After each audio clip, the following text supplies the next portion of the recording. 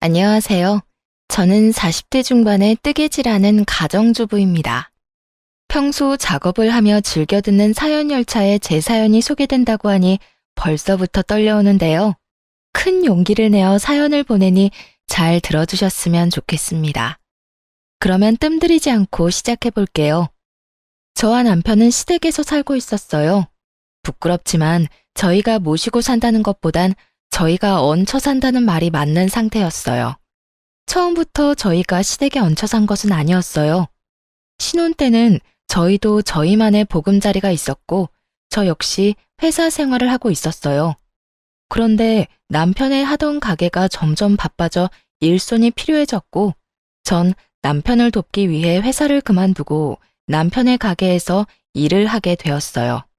하지만 그 바쁜 것도 잠시 갑작스럽게 코로나 시국이 시작되었고 다들 아시다시피 가게들은 하나둘씩 망해가기 시작했죠.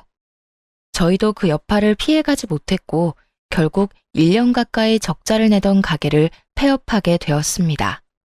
생활고는 물론이고 그간 모았던 돈까지 다 까먹은 상태였던 터라 앞날이 막막했고 그런 저희에게 시어머니가 손을 내밀어 주어 시댁으로 들어가게 된 것이었죠. 두 사람 잘 듣거라. 살다 보면 이런 일도 있고 저런 일도 있는 거야. 그러니까 너무 낙담하지 말고 우리 집에서 지내면서 천천히 다음을 기약해 보자꾸나. 어머니, 감사해요. 제가 더 열심히 살아볼게요. 어머님, 저도 정말 감사해요. 시아버지가 돌아가시고 시어머니 혼자 있던 터라 시어머니는 오히려 저희의 합가를 반겨주는 눈치였고 그렇게 저의 시댁살이가 시작되었어요. 남편은 그날부터 닥치는 대로 일을 하기 시작했습니다. 배달, 일용직, 택배까지 할 수 있는 일은 그게 뭐든 하루도 쉬지 않고 일을 하며 다시 일어서기 위해 부단히 노력했고 저 역시 뭐라도 할 수 있는 일을 찾고 있었어요. 모든 것이 희망적이지 않은 상황에도 힘이 되었던 것은 시어머니의 보살핌과 응원을 받았다는 것이었는데 그마저도 대기업을 다니던 서방님이 결혼하며 바뀌어가기 시작했어요. 동서는 꽤 부유한 집안에서 자란 자영업을 하는 사람이었는데요. 코로나의 직격탄을 맞아 폐업까지 하게 된 저희와는 달리 동서는 친정 도움을 받아 그 위기를 무사히 넘겼다고 하더군요. 동서는 살면서 고생이란 해보지 않은 사람처럼 맑고 눈치라곤 전혀 보지 않는 사람이었는데 그런 동서의 태도에 어이가 없었던 적이 한두 번이 아니었습니다. 형님, 이번 아버님 제사 때 저 바빠서 준비는 못할 것 같아요. 아마 참석도 못할 수도 있을 것 같긴 한데 어떻게 해서든 참석은 할 수 있도록 빨리 마무리해 보도록 할게요. 형님도 아시잖아요. 아무리 직원들 있어도 사장이 있어야 가게가 제대로 돌아가는 거. 동서가 시집오고 맞이한 시아버지의 첫 제사에 제가 들은 말이었어요. 그것도 온 식구들이 다 듣는 곳에서 저렇듯 통보하듯 저에게 말하더라고요. 예의상이라도 죄송하다는 말 한마디 정도는 할 법도 한데 동서는 저에게 조금의 미안한 기색도 없어 보이더라고요. 여기까지만 해도 어이가 없는데 더 기가 막힌 건 시어머니의 반응이었어요. 들어보니 일리 있는 말이구나. 둘째는 제사 때 시간 맞춰 참석만 하려무나. 준비는 첫째가 다 하면 되니 그런 걱정은 하지 말고 말이야. 이 말을 듣는 제가 왜 기가 막힌 줄 아세요? 동서가 온갖 일을 저에게 다 떠넘겨서가 아닙니다. 물론 동서의 태도도 어이가 없고 기가 막혔지만 제가 정말 기가 막혔던 건 시어머니의 달라도 너무 다른 태도 때문이었어요. 다른 건 몰라도 시아버지의 제사만큼은 유난히 정성을 쏟았던 시어머니는 제가 시집을 오고 맞이한 시아버지의 첫 제삿날 이런 말을 했었어요. 요즘 너랑 네 남편이랑 하는 가게 바쁜 거 다 안다. 손님이 많아서 알바생을 더 늘린다는 이야기도 들었고. 그래도 말이다. 시집 오고 처음으로 모시는 네 시아버님 제사인데 네가 와서 하나부터 열까지 준비해야 하지 않겠어? 가게 때문에 신경 쓰이면 가게 문을 하루 닫더라도 꼭 네가 와서 다 준비하거라. 저에겐 이렇게까지 말한 시어머니가 동서에겐 저리도 너그러운 말들을 하고 있으니 제가 기가 막히고도 남지 않겠어요? 그리고 그 뒤로 이어진 두 사람의 대화는 저를 깔보고 있는 동서의 마음을 확신하게 해주었어요. 그런데 요즘도 그렇게 바쁘니? 뉴스 보니 자영업하는 사람들 너도 나도 곡소리 난다고 하던데 너는 그렇지 않아? 네, 저는 나름대로 잘 되고 있어요. 제가 열심히 하는 것도 있긴 하지만 어려울 땐 친정에서 도움을 주시기도 해서 큰 어려움 없이 잘 헤쳐나가고 있어요. 형님 친정도 형평만 좀 좋았다면 그렇게 망하는 일은 없었을 텐데. 아, 그러니까 형님네가 가난하다는 말이 아니라 가게 망하고 시댁에 얹혀 사는 게 안타깝고 속상해서 하는 말이니 너무 기분 나빠하지 마세요, 형님. 이 말을 도대체 어떻게 들으면 기분 나쁘지 않게 들을 수 있는 걸까요? 한동안은 이런 동서의 화법 때문에 마음고생을 참 많이 했습니다. 매번 사람 기분은 상할 대로 다 상하게 만들어 놓고 마지막엔 꼭 제 생각을 해서 그랬다고 하니까요. 하지만 당하는 것도 한두 번이지 가끔 만나는 동서에게 딱 1년 당하고 나니 저도 가만히 당하고만 있을 순 없더라고요. 제가 돈이 없지 자존심이 없는 건 아니었으니까요. 다시 돌아온 시아버지의 제사. 동서는 마찬가지로 참석만 하겠다고 저에게 말을 꺼내왔고 전 시어머니가 또다시 그런 동서를 두둔하고 나서기 전에 재빠르게 동서에게 말을 꺼내기 시작했어요. 네, 조금 바쁘긴 해요. 알바생이 자꾸 바뀌어서 믿고 맡길 수도 없긴 하고요. 아, 그래? 하긴 그렇긴 하겠다. 동선의 가게가 손님은 없어서 일하기는 편한데 사장 성격이 지랄이라서 알바생들이 버티기 힘들다고 소문났더라고. 아, 지랄이라는 말은 내가 아니라 동선에서 알바했던 애들이 알바 후기에 남긴 말 그대로 쓴 거니까 오해하지 마. 시어머니는 제가 집에서 온 집안일을 다 하길 바라면서도 돈은 벌어오길 바랬고 제 경력에 재택근무로 할 수 있는 일은 없었기에 여기저기 일을 알아보고 있었죠. 그러던 중 알바 후기를 보게 되었고 그곳에서 동서의 가게가 알바생들 사이에선 악명 높은 곳이란 걸 알게 되었죠. 동서의 가게는 장사는 버티는 게 용할 정도로 손님이 없어 일은 편하지만 사장인 동서의 갑질이 심하니 다들 그 갑질을 버텨낼 자신이 있으면 가라는 말이 허다하더라고요. 거기에다 마감 시간이 10시인데 6시 이후엔 사장이 오는 일이 거의 없어 마감조 자리가 치열하다는 사실도 알 수 있었고요. 제가 굳이 이런 이야기를 꺼낸 이유를 아시겠나요? 동서는 이때껏 늦은 시간까지 가게엔 있지도 않으면서 가게 핑계를 대며 제사엔 참석도 하지 않았던 것이었어요. 그게 무슨 우리 가게에서 일했던 애들이 그런 말을 했단 말이에요? 사거리 모퉁이의 땡땡 가게가 동서 가게밖에 더 있어? 내가 요즘 소일거리라도 있을까 해서 여기저기 둘러보고 있는데 거기에 알바 경험담으로 동선의 가게가 아주 유명하더라고. 어떤 날은 손님보다 알바생이 더 많은 날도 있다며? 동서는 좋겠다. 그런 식으로 가게 운영하면 무조건 마이너스일 텐데 그래도 형편 좋은 친정에서 다 해결해 주실 거 아니야. 아, 서방님도 도와주시려나? 돈 관리는 동서가 한다고 했었지? 적금은 들고 있어? 매번 올 때마다 가방이 바뀌는 것 같던데. 동서 가게는 매달 적자인데 동서가 번 돈으로 사는 건 아닐 테고 설마 서방님 돈은 다 동서 사치하는 데 쓰는 건 아니지? 제 말에 시어머니는 눈을 부라리며 동서를 노려봤고 동서는 최선을 다해서 부인하고 나서더군요. 아니에요. 그건 다 시집 오기 전부터 소장하고 있던 거라고요. 딱 보면 알 거 아니에요. 신상도 아니고 전부 몇 년씩 된 건데. 하긴 형님이 뭐 아시긴 하겠어요? 동서야말로 급하다고 아무 말이나 막 하는 거 아니야? 오래된 백이라도 웃돈을 더 주고서라도 사들이는 라인도 있잖아. 오늘 동서가 가지고 온 가방처럼 말이야. 내가 아무리 명품 이런 거 모른다고 해도 그 정도는 알아, 동서. 그런가요? 저는 워낙 예전에 사서 몰랐네요. 하여튼 저 이번에도 형님 못 도와드릴 것 같으니까 그런 줄 알고 형님이 매번 그렇듯 고생 좀 해주세요. 대신 제가 봉투는 두둑하게 챙겨드릴게요. 봉투? 그래, 좋지. 그런데 동서, 내가 알바 후기에서 보니까 동선의 가게 마감조 알바 자리 다툼이 치열하다는데 그건 왜 그런 걸까? 아마 마감조가 6시부터 10시까지인 것 같던데 도대체 왜 일 많은 마감조가 인기가 많은 걸까? 동서는 이유를 알아? 사장님 갑질이 심하다는 가게에 마감조가 인기 있는 이유가 과연 뭘까?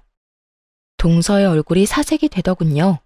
이미 코너에 몰린 동서는 이때껏 거짓말을 해대며 시댁 행사에 빠져왔던 지난 일을 들킬 위기에 처하자 재빨리 제 입을 막더니 이렇게 말하더군요.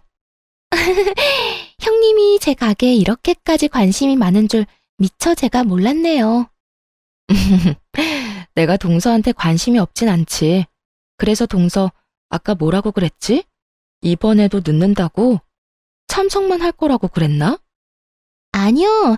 또 참석만 할 뻔했지만 올해는 어떻게 해서든 제가 일찍 와서 한다고요. 그러니까 이번엔 형님은 좀 쉬세요.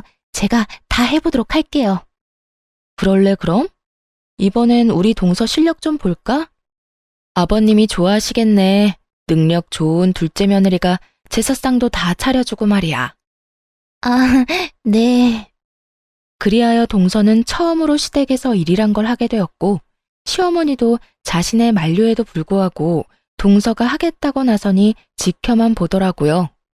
처음으로 맛본 승리의 맛이란 정말 짜릿하고 시원하더라고요. 그 후 동서는 좀 달라졌냐고요? 전혀요. 동서는 그 일이 있고 난 후 일을 갈았는지 더욱 저를 깔보며 괴롭히기 시작하더군요. 시어머니에게 선물 공세까지 해대며 저를 괴롭히니 시어머니도 그런 동서를 두둔하고 나섰고요. 그날은 아침부터 시어머니가 보이지 않는다 싶더니 오후 5시쯤 동서와 함께 집으로 들어오더라고요. 다정하게 팔짱까지 끼고선 말이죠. 저는 집으로 들어온 두 사람에게 인사를 건넸지만 두 사람은 제 말이 들리지도 않는 것인지 제 인사는 무시한 채 하하호호 두 사람만의 세상에 빠져있더군요. 어머님, 오늘 즐거우셨죠? 그래, 우리 둘째밖에 없구나. 덕분에 오늘 너무 즐거웠어. 전신 마사지에 피부 관리, 거기에 맛있는 밥까지. 오늘 완전 귀부인이라도 된 기분이었단다. 고마워, 우리 며느리. 아니에요. 이 정도로 멀려. 어머님 피부는 정기적으로 관리해 주셔야 효과 있으니까 저랑 자주 가요. 아까 제 회원권 끊는 김에 어머님 것도 끊었어요. 어머나, 그게 정말이니? 아까 보니까 회원권도 비싸던데. 하여튼 우리 며느리는 돈 쓸 줄 안다니까. 어딜 갔다 왔나 싶었더니 아주 제대로 시어머니를 구워 삼고 왔더라고요. 전신 마사지에 피부 관리에 밥까지 풀코스로 시어머니를 녹여놓았더라고요. 시어머니의 입은 귀에 걸려 있었고 이런 시어머니를 흐뭇하게 보던 동서는 고개를 돌려 저를 보며 이렇게 말하더군요. 형님, 저희 물 좀 주세요. 하루 종일 힘들게 돌아다녔더니 목이 타네요. 순간 진짜 진심으로 동서가 드디어 미쳤구나 하고 생각했어요. 아무리 시어머니의 신음을 한 몸에 얻고 있다고 한들 어떻게 손윗사람한테 물 심부름을 시킬 수가 있는지 제 상식에선 이해가 되지 않았거든요. 제가 동서의 말에 너무 황당해 버벅거리는 사이 동서는 저를 재촉하기 시작했고 동서가 짜증을 낸다 싶으니 시어머니까지 나서 물 심부름을 시키더라고요. 형님, 못 들었어요? 물 좀 달라고요. 물 달란 지가 언젠데 아직 가만히 서 있대? 물 기다리다가 목말라 죽겠네. 그러게, 첫째야, 물 좀 가지고 오라고 하지 않니? 얼른 가서 물 좀 떠오거라. 나도 물 좀 먹어야겠다. 시어머니는 저를 보며 따지듯 말했고 저는 주방으로 가 물 2잔을 떠와 한 잔은 시어머니 옆에 두고 한 잔은 동서의 손에 주는 척을 하며 동서의 옷에 물을 다 부어버렸습니다. 아이, 차가워. 형님, 이게 뭐 하는 짓이에요? 어머, 실수. 손이 미끄러져서 말이야. 그나저나 다 젖어서 어떻게 한대? 동서 엄청나게 찝찝하겠다. 정말 실수였냐고요? 그럴 리가요. 제가 미쳤다고 저 얄미운 동서 입에 들어갈 물을 떠다 주겠어요?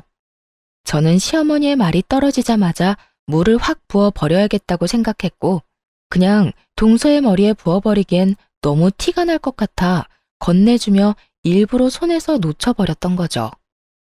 정말 실수라고 생각하는 시어머니와는 달리 눈치 빠른 동서는 저에게 화를 내며 따지기 시작했어요. 실수? 참나 기가 막혀서. 실수는 무슨. 형님, 일부러 엎은 거 다 티나거든요? 아, 진짜 이게 얼마짜리 옷인데. 어떻게 책임질 거예요?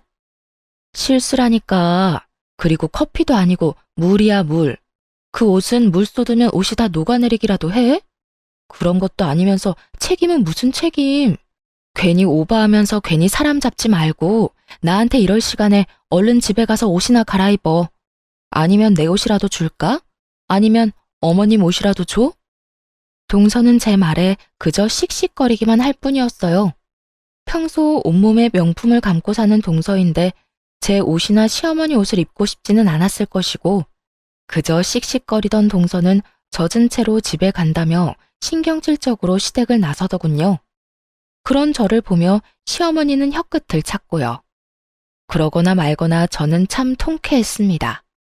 하지만 그날 이후 시어머니는 본격적으로 동서 편만 들기 시작했고 처음엔 동서가 오는 날에만 스트레스를 받았는데 시간이 지날수록 동서가 오지 않는 날에도 스트레스가 쌓여갔어요.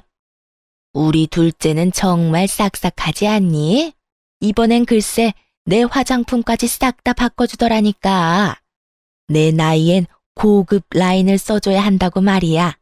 통도 얼마나 큰지 내가 아주 우리 둘째 며느리 때문에 호강한다니까. 그러게요. 어머님 좋으시겠어요. 좋다마다.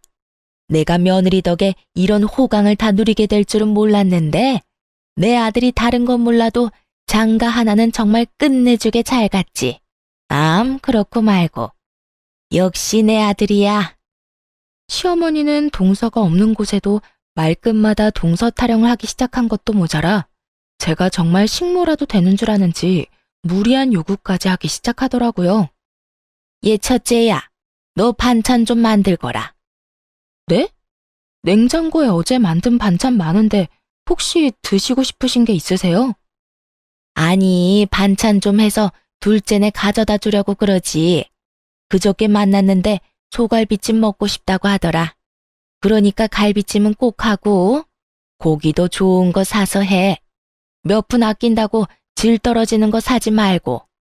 그거랑 밑반찬 한 5가지 하면 며칠은 먹지 않겠어? 다 떨어질만 하면 또 해서 가져다 줘. 해도 너무한다 싶었어요. 부탁하는 것도 아닌 명령조로 말하다니. 시어머니가 저를 고작 해야 식모쯤으로 여긴다는 걸 깨달았고 전 그런 취급까지 받으며 살고 싶진 않았습니다. 그래서 할 말은 다 하기로 했죠. 싫어요, 어머님. 제가 왜 동선의 냉장고 사정까지 신경 써줘야 해요? 동서가 바빠서요? 어머님은 동선의 가게 가보지도 않으셨어요? 거기 파리만 날려요. 그런 가게에서 바빠봤자 얼마나 바쁘다고 집에 반찬할 시간이 없대요? 그리고 설사 너무 바빠 반찬할 시간이 없으면 사 먹던가. 사 먹는 게 싫으면 동서가 직접 와서 부탁하라고 하세요. 그러면 제가 다시 한번 생각이나 해볼 테니까요. 뭐야? 너 진짜로 먹는 거로 이렇게까지 치사하게 나올 거야? 그까지 반찬하는 게 뭐 그렇게 힘들다고 이 난리인 게야? 반찬 몇 가지에 갈비찜까지 하는 게 쉽다고 생각하세요? 그렇게 쉬우시면 어머님이 직접 해서 주는 것도 괜찮겠네요. 동서가 더 고마워하지 않겠어요? 내가 그 힘든 걸 어떻게 해? 내 나이가 몇인데. 어머님, 조금 전까진 그까짓 거 뭐가 힘드냐고 했으면서 왜 지금은 말이 바뀌세요? 그거야. 너랑 나랑 같니? 넌 젊잖니? 그러니까 1살이라도 더 젊은 동서한테 직접 하라고 하세요. 저보단 동서가 덜 힘들 테니까요. 말을 하면 할수록 궁지에 몰린다 싶었는지 시어머니는 입을 다문 채 그저 저를 쏘아보더라고요. 전 그런 시어머니의 시선을 외면한 채 방으로 들어와 버렸고요. 그렇게 반찬 사건도 그냥 넘어가겠거니 했는데 어느 날부터 집에 반찬만 했다 하면 사라지는 일이 일어나더군요. 처음엔 그저 이상했는데 계속 그런 일이 반복되니 굳이 묻지 않아도 알 수 있었습니다. 시어머니가 저 몰래 갓 만든 반찬을 동선의 집으로 가져다 주고 있다는 사실을요. 화가 나기도 했지만 오죽했으면 노인네가 눈치까지 살펴가며 몰래 젖단지까지 할까 싶어 모른 척 해주고 있는데 눈치 없는 동서가 연락이 왔더군요. 형님, 이번 반찬은 왜 그렇게 한 거예요? 너무 짜서 먹지도 못했어요. 다음부턴 간 좀 제대로 맞춰주세요. 저흰 싱겁게 먹는 거 뻔히 알면서 이걸 먹으라고 보낸 게 맞아요? 하여튼 이번 반찬은 손도 못 대고 다 버렸으니까 그런 줄 알고 다시 만들어서 보내주세요. 동서, 그 반찬들 동서 먹으라고 만든 거 아니야. 우리가 먹으려고 만든 건데 어머님이 나 몰래 동서한테 가져다 주고 있었던 거라고. 그렇게까지 하는 어머님이 안쓰러워서 모른 척하고 있었더니 뭐가 어쩌고 저째? 그렇게 미각이 예민하면 직접 해먹어. 아니면 돈 주고 반찬 가게에서 사 먹거나. 어디서 버릇없이 다시 해내라 말아야? 다신 내 반찬 가지고 갈 생각도 하지 마. 알겠어? 전화를 끊고 나서도 화가 가라앉지 않더라고요. 건방을 떠는 것도 한두 번이지 정성스레 만든 제 반찬을 버렸다고 하는 것도 모자라 다시 해오라고 하는 동서의 말이 계속 귓가에 맴돌아 정말 몸이 다 떨려왔어요. 그런 제 모습에 남편이 무슨 일이냐고 물어오더라고요. 당시에 남편은 밤낮 없이 일하느라 집에선 쓰러지듯 잠만 자고 다시 가는 생활을 반복 중이었는데 그런 남편이 신경 쓰게 하고 싶지 않아 아무 말도 하지 않은 상태였죠. 날은 오랜만에 남편이 하루 쉬는 날이었고 하필 옆에서 통화 내용을 다 들어버린 것이었어요. 하는 수 없이 저는 그간의 일을 털어놓게 되었고 남편은 잔뜩 굳은 얼굴로 이렇게 말하더군요. 일단 알겠어. 그동안 맘고생 심했겠네. 얼마나 속상했을 거야. 이젠 내가 다 알았으니 내가 해결할게. 그러니까 조금만 더 참고 기다려줘. 난 괜찮으니까 너무 무리하지 마. 알겠지? 무리는 무슨. 내 걱정하지 말고 당신은 당신 마음이나 신경 써. 진작 나한테 말하지. 혼자 그걸 어떻게 참고 견뎠어? 하여튼 내가 빨리 집 알아볼게. 상황이 그렇게 되니 이때껏 혼자 소거리한 것이 조금 후회스럽더라고요. 진작 남편에게 털어놓고 상의했더라면 속이라도 편했을 텐데 싶어서요. 남편은 제게 말한 것처럼 바쁜 와중에도 부동산을 다니며 우리가 살 집을 알아보는 듯했고 전 그런 남편을 믿고 될 수 있으면 시어머니와 부딪히지 않고 지내고 있었어요. 그러던 어느 날 한동안 시댁에 잘 오지 않던 동서가 집으로 오더라고요. 동서는 집에 오자마자 저에게 건방진 묵례만 하고선 시어머니를 데리고 방으로 들어가 버리더군요. 그런 동서를 보며 또 무슨 일로 저러나 싶었는데 그 이유가 며칠 뒤에 밝혀졌습니다. 동서가 다녀가고 며칠 뒤 시어머니는 일을 끝내고 온 남편과 저를 불러 앉히고선 이야기를 꺼내기 시작했어요. 두 사람한테 미안한데 이제 이 집에서 나가서 살았으면 좋겠구나. 갑작스러워도 너무 갑작스러운 시어머니의 통보에 남편과 저는 당황스러웠어요. 물론 저희도 분가를 위해 집을 알아보고 있긴 했었지만 이런 식으로 갑자기 분가를 하게 될 거라고는 생각하지 못했던 터라 더욱 그랬죠. 남편은 최대한 진정시킨 목소리로 시어머니에게 물었어요. 네, 일단 그렇게 할게요. 그런데 왜 이렇게 갑자기 그런 말씀을 하시는 거예요? 혹시 무슨 일 있었어요? 그게 나 이제 둘째네 들어가서 살려고 그래. 둘째가 나 모신다고 이 집 처분하고 들어오라고 하더라. 동서가요? 동서가 어머님을 모신다고 했다고요? 그래. 둘째가 이제 자기 집에 들어와서 살라고 하더구나. 넓고 좋은 집에서 호강시켜준다고 하더구나. 내가 이 집에서 너희랑 산다고 해서 나한테 남는 게 있는 것도 없고 둘째가 그렇게 말할 때 이 집 처분하고 들어가려고 해.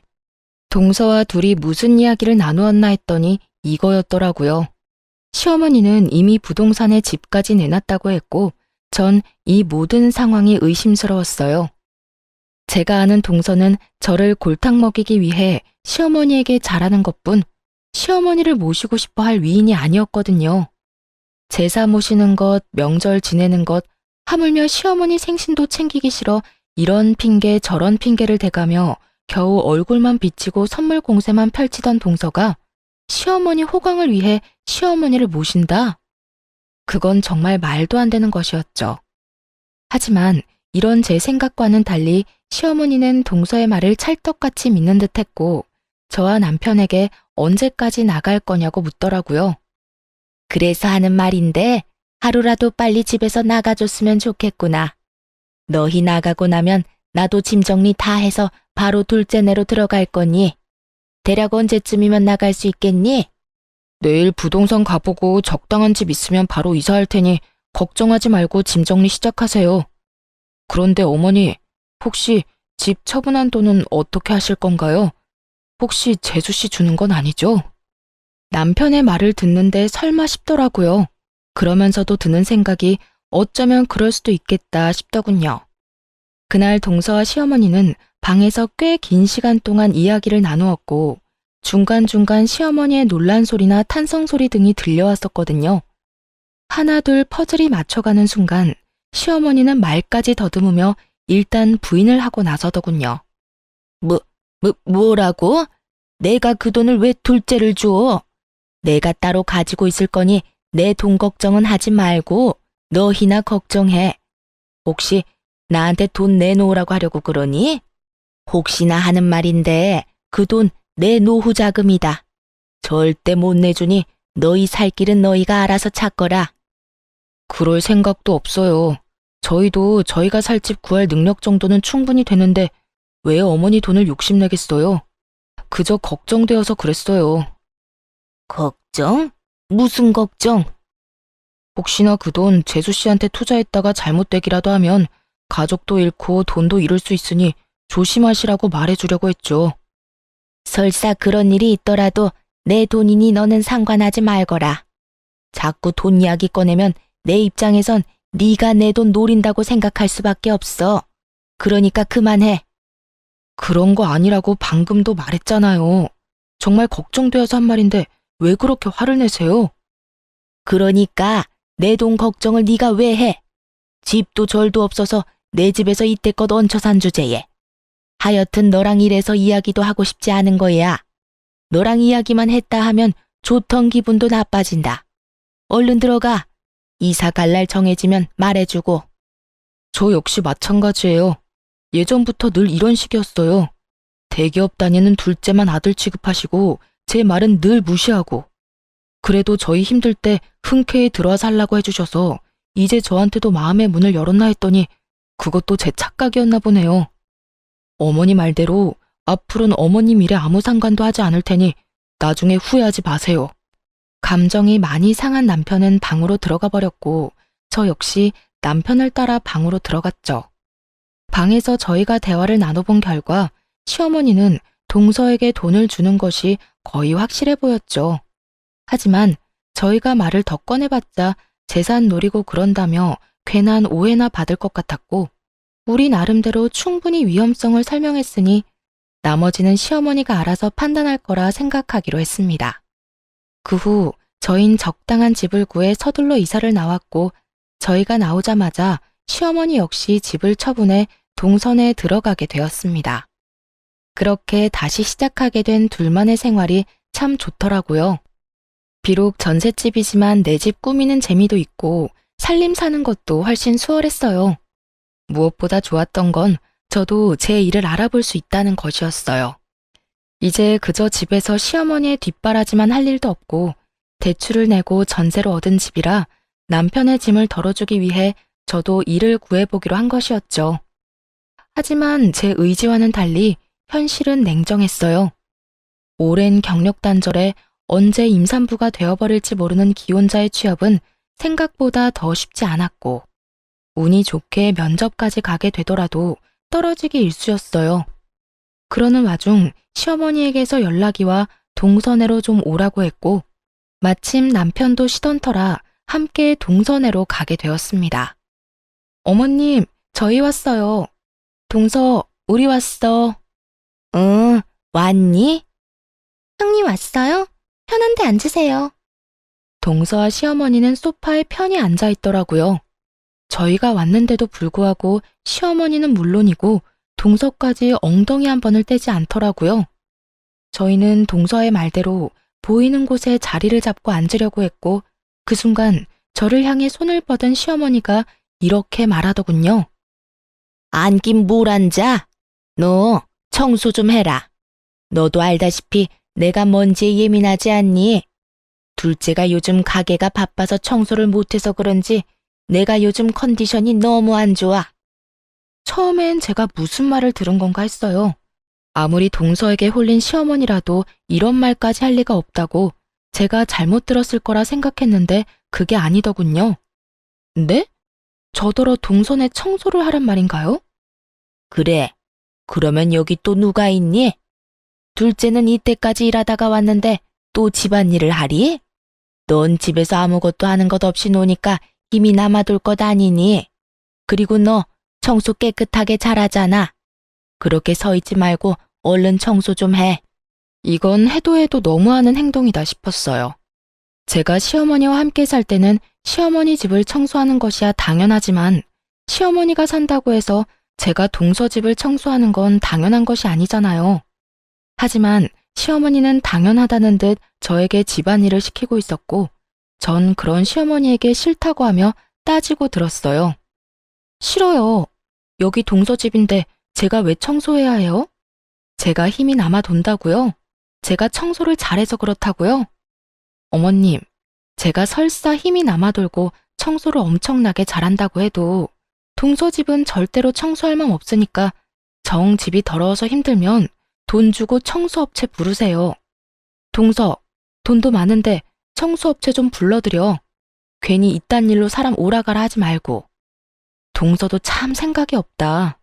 어머님이 이런 말도 안 되는 생각으로 날 부르는 거 알았으면 동서라도 말렸어야지 뭐 했어? 아님, 동서가 부추겼어? 형님은 오라고 하면 올 테니까 오거든 청소나 시키세요. 하고 동서가 부추겼냐고. 저는 한 번에 두 사람에게 질책을 쏟아냈고 동서는 전곡을 찔려 얼굴만 붉힌 채 아무 말도 하지 못하고 있었고 시어머니가 나서 저에게 화를 내더군요. 너 무슨 말을 그따위로 하는 거야? 왜 꾸준 둘째를 잡아? 내가 불렀고 나 혼자 청소시킨 거니 둘째한테 뭐라고 하지 마라. 그리고 시부모 있는 집이 시댁인 거지 어딘 내 앞에서 훈육질이야? 넌 그냥 내가 하라고 하면 되는 거야. 그러니까 잔말 말고 청소나 해. 어디 능력도 없어 제대로 된 일자리 하나 없는 게 누구 보고 생각이 있다 없다를 논해? 자기 분수를 알아야지. 참 할 말이 없더군요. 아니, 정확히는 떠오르는 말이 욕뿐이라 마땅한 말을 고를 수가 없는 상태였어요. 그렇게 열심히 할 수 있는 말을 골라내는 사이 남편이 화가 단단히 났는지 시어머니에게 화를 내며 따지고 들더군요. 어머니, 이 사람한테 그딴 식으로 말하지 마세요. 이 사람 저만 안 만났으면 멀쩡히 회사 생활 잘하면서 남들처럼 떵떵거리면서 살았을 거라고요. 저 돕는다고 회사 그만두고 가게 하다가 잘못돼서 이렇게 돼버린 것도 미안한데 어머니까지 그렇게 말해야 하겠어요? 남편은 시어머니의 언행을 지적하며 저를 감싸주기 시작했고 그런 남편의 태도에 시어머니는 어이가 없다는 듯 삿대질까지 하며 언성을 높이기 시작했어요. 아니 이 녀석이 지금 누구한테 소리를 질러대는 거야? 내가 네 부모다. 내가 널 낳아준 엄마라고. 그런데 감히 내 앞에서 네 마누라 편이나 든다고 나한테 소리를 질러? 오죽했으면 이러겠어요. 사람 무시해도 정도가 있지. 어떻게 손 아래 사람 집 청소를 시킬 수가 있어요. 앞으로 이런 일론 연락도 하지 마세요. 아니 앞으로는 어머니가 사랑하는 둘째 아들, 둘째 며느리랑만 사세요. 괜히 밉고 싫은 저희한테 연락하지 말고요. 뭐야? 너 지금 연이라도 끊자 이 말이야? 그렇게 받아들이셨다면 그렇게 해도 되고요. 어차피 저한테나 이 사람한테나 관심도 애정도 없잖아요. 남편은 시어머니의 눈을 똑바로 바라보며 말했고 그런 남편을 보던 시어머니는 피식거리며 콧방귀를 뀌더니 남편의 말에 한술 더 보태 말하기 시작하더라고요. 그래? 그러면 그렇게 하자. 너 앞으로 나한테 연락도 하지 말거라. 살다가 힘들어도 나한테 연락하지 마라. 난 이제 너 같은 아들 없다. 내가 죽었다고 해도 장례식장에도 오지 말거라. 홧김에 하는 말 아니니 오해 같은 거 하지도 말고 아예 부모 없다고 생각하고 살아. 그렇게까지 말해주니 마음이 한결 가볍네요. 그러면 잘 사시고 건강하세요. 남편과 저는 집으로 돌아왔고 그 뒤론 시댁 식구들과 연락도 하지 않고 살았어요. 여전히 전 취업을 위해 열심히 노력하고 있었지만 역시나 취업은 되지 않았고 여러 가지 고민하던 중 제가 시간 날 때마다 만든 뜨개질 제품을 온라인에 팔기 시작했습니다. 그러면서도 일자리는 계속 찾고 있었는데 잊고 지냈던 동네 어플에서 동서 가게 이야기를 또 보게 되었어요. 그건 다름 아닌 동서의 가게가 결국 망해버렸다는 글이었는데 무슨 일인지는 모르나 가게로 빚쟁이들이 찾아오고 한바탕 난리가 났었다고 하더라고요. 여보, 동서 가게 망했나 봐. 나 요즘 일자리 찾아본다고 어플 찾아보는데 거기에 알바 후기가 있거든?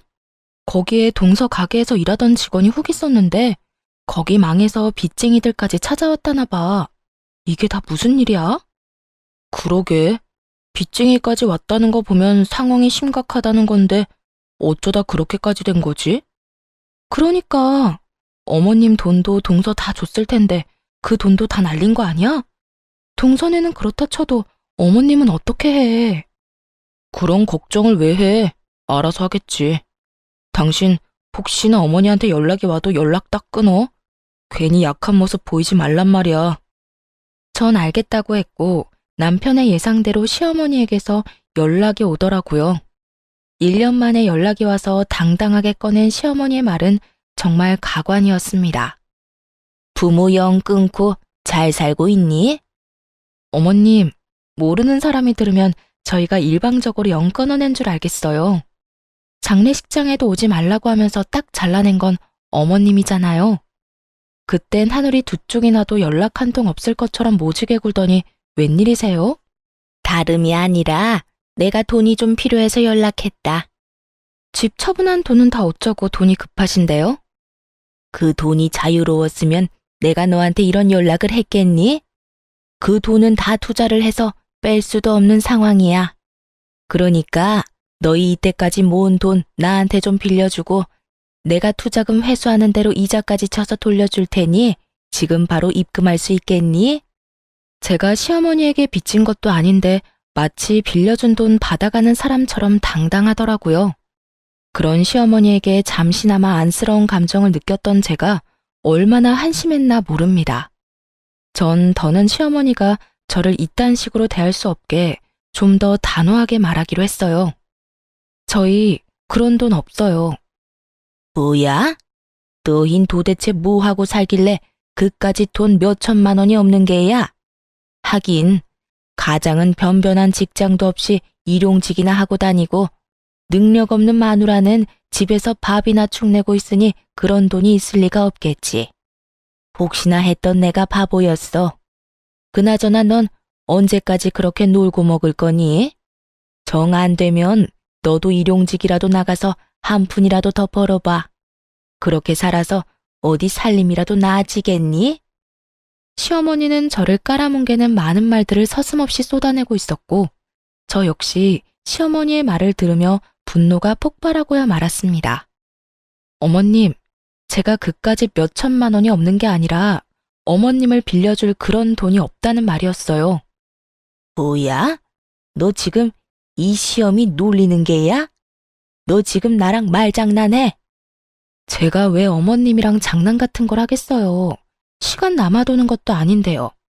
그리고 저요, 어머님 돈 동서한테 다 넘긴 거 알고 있어요. 거기에다 그 돈까지 투자한 동서 가게 확 망해버린 것도 알고 있고요. 시어머니는 당황하기는커녕 더욱 당당하게 돈을 요구하더라고요. 차라리 제가 다 알았다는 것이 다행이라는 듯이 말이죠. 그래? 다 안다니 이야기가 더 쉽겠네. 오히려 더 잘 됐어. 너도 알다시피 둘째내가 요즘 좀 어렵다. 그래서 나도 어려워졌고. 부모가 이렇게 힘든 상황이면 자식인 너희가 날 도와야 하지 않겠니? 다른 때는 몰라도 힘들 때 가족이 돕지 않으면 누가 도와주겠어? 너희 힘들 때도 내가 도와주지 않았니? 그러니까 당장 있는 돈 다 보내거라. 참 당황스럽기도 화가 나기도 하더라고요. 시어머니가 저희가 힘들 때 선뜻 합가를 권해주신 건 사실입니다. 그 마음은 지금까지도 감사하게 생각하고 있고요. 그런데 저희는 그 힘든 형편에도 시어머니가 원하던 과한 월세와 함께 두 사람 몫의 생활비까지 다 들이며 살았어요. 결코 그저 얹혀 산 것이 아니었어요. 거기에다 집안 살림부터 시작해서 시어머니의 식모 노릇을 하며 살았으니 저흰 할 만큼 했다는 생각을 합니다. 이런 사실을 시어머니는 까맣게 잊은 듯 하길래 전 시어머니에게 저희가 그저 얹혀 산 것이 아니란 걸 말해주었어요. 어머님, 그때 도와주신 건 지금도 감사하게 생각하고 있어요. 그런데 어머님, 저희 매달 월세 생활비도 빠지지 않고 드렸고 지난 몇 년 동안 제가 그 집에서 식모살이 한 것만으로도 은혜는 다 갚았다고 생각해요. 그러니까 그때 일 여기에 갖다 붙이지 마세요. 전혀 다른 문제니까요. 그리고 그렇게 도움이 필요하면 저 말고 동서한테 말하세요. 돈은 동서한테 다 쓰고 도움은 저한테 받으려고 하지 말고요. 제 말에 시어머니는 노발대발 화를 내며 상처가 될 말을 고르고 골라 모진 말을 쏟아대더라고요. 하지만 그런 말로 더는 상처를 받지도 않았고 무엇보다 당하고만 있을 저도 아니었죠. 너 진짜 이렇게 나올 거야? 둘째네 상황 뻔히 안다는 애가 그런 말을 하고 싶어? 둘째가 나를 도울 상황이 됐으면 내가 너한테 이딴 전화나 하고 있겠어? 생각이 짧은 거니 아니면 그냥 머리 자체가 나쁜 거니? 그러는 어머님은요? 생각이 짧은 거예요? 아니면 머리가 나쁜 거세요? 아니, 두 가지 다 일려나? 저한테 어떻게 했고 남편한테 무슨 말까지 했는지 아직까지 기억에 생생한데 저희가 도와줄 거라 생각했어요? 이렇게 저한테 전화해서 화내도 제 주머니에서 10원 한 푼 나오지 않을 테니까 그런 줄 알고 다신 연락하지 마세요. 전 그대로 전화를 끊어버렸고 시어머니의 전화를 받지 않았어요. 알아보니 동서의 친정이 망해버렸다고 하더라고요. 동서가 시어머니를 자신의 집으로 데리고 갈 땐 이미 친정은 망해가고 있었고 동서는 다들 예상하다시피 시어머니의 재산을 탐내고 데리고 간 것이 맞았단 것이었죠. 동서의 술수에 속아 넘어간 시어머니는 집을 처분한 돈뿐만 아니라 품고 있던 돈까지 다 동서에게 넘겨버렸고 그 돈으로 동서는 가게에서 나는 적자를 막았던 것이었고요. 친정도 망한 와중에 시어머니의 돈까지 끌어다 썼으면 그제라도 정신을 차리고 열심히 살아야 할 동서는 그저 사치를 부리며 살았다고 하더라고요. 거기에다 가게 운영 부족은 여전했으니 1년 동안 버티고 버티던 가게는 폭삭 망해버린 것이었던 것입니다. 시어머니가 제게 연락을 해 돈을 빌려달라 했을 땐 이미 동서 내외는 이혼 소송 중이었고 시어머니는 그 집에서 쫓겨나 혼자 월세살이를 할 때라는 걸 알 수 있었어요. 그런 와중에도 저에게 자존심을 세우느라 월세방 사는 자신의 불쌍한 처지는 한마디도 하지 않고 끝까지 당당한 태도로 저에게 돈을 뜯어가려고 했던 것이었죠. 애초에 갚을 마음도 능력도 되지 않으면서 말이죠. 저는 이런 모든 사실을 남편에게 알려주었어요. 여보, 요즘 어머님 월세살이 한다고 하더라. 동서 가게만 망한 게 아니라 친정까지 망해서 빚쟁이들한테 쫓기다시피 한다나 봐. 서방님은 이혼 소송 중이고. 그래서 나한테 돈 빌려달라고 했나 봐. 당신 어머님 저대로 둬도 괜찮겠어? 안 괜찮을 건 뭐 있어? 어머니 한 말 잊었어? 본인 장례식장에도 오지 말라고 했잖아. 나 어머니한테 남은 정도 없고 감정도 없어. 어머니가 월세살이를 하든 길바닥에 나 앉았든 나하고는 상관없는 일이라고 생각하면서 살 거야. 그런 일은 없겠지만 혹시나 이제 와서 어머니가 잘못했다고 싹싹 빌어도 받아줄 생각 없으니까 당신도 그렇게 알고. 더는 그쪽으로 신경 쓰지 마. 알겠어. 난 다 상관없는데 혹시나 당신 마음 안 좋은데 괜히 나 때문에 이러지도 저러지도 못하나 싶어서 물어본 거야. 다 알아, 당신 마음. 그런데 있잖아, 여보. 나는 어머니보다 당신이 더 중요해. 어머니가 당신한테 그렇게 함부로 대하고 상처 주는 거 두 번 다신 보고 싶지 않아. 그러니까 어머님 신경 이제 쓰지 말고 우린 우리끼리 잘 살자. 전 알겠다고 했고 그 후론 그쪽으론 신경 안 쓰고 살았던 것 같아요. 시어머니에게서도 연락이 오지 않았고요. 가끔 서방님에게 연락이 오곤 했는데 동서와 이혼을 하고 난 후 시어머니를 모셔보라고 했지만 이미 동서와 살며 씀씀이가 커질 대로 커진 시어머니를 도저히 감당하지 못해 서방님 역시 연을 끊고 산다고 하더라고요. 시어머니는 여전히 월세살이를 하며 청소 일용직을 다닌다고 했고요. 뭐 그마저도 일하는 사람들과 다퉈 쫓겨날 수도 있다는 이야기도 들을 수 있었네요. 남편과 저는 잘 지내고 있습니다. 남편은 여전히 어떤 일이든 열심히 하고 있고 전 다른 사연에서 듣던 것처럼 대박이 나진 않았어요. 하지만 여전히 꾸준히 노력하며 지내고 있고 그 덕분인지 제가 만든 상품을 팔아 꾸준히 생활비 정도는 벌고 있답니다. 앞으로 혹시나 시어머니가 깊은 반성을 하며 진심 어린 사과를 해온다면 다시 연락을 하며 지내긴 하겠지만 그렇지 않다면 이대로 연을 끊은 채 살 예정이에요. 시어머니의 성격상 절대 저희에게 굽히고 들어올 사람이 아니니 사실상 연을 완전히 끊은 거나 마찬가지겠네요. 돈이 많지 않지만 남편과 저는 여전히 사이가 좋고 행복하며 앞으로도 행복하게 잘 살아보려고 합니다. 힘을 합쳐 열심히 살다 보면 저희도 술술 잘 풀리는 날이 오지 않겠어요? 이로써 저의 사연도 끝이 났습니다. 제 사연 들어주신 모든 분 감사합니다.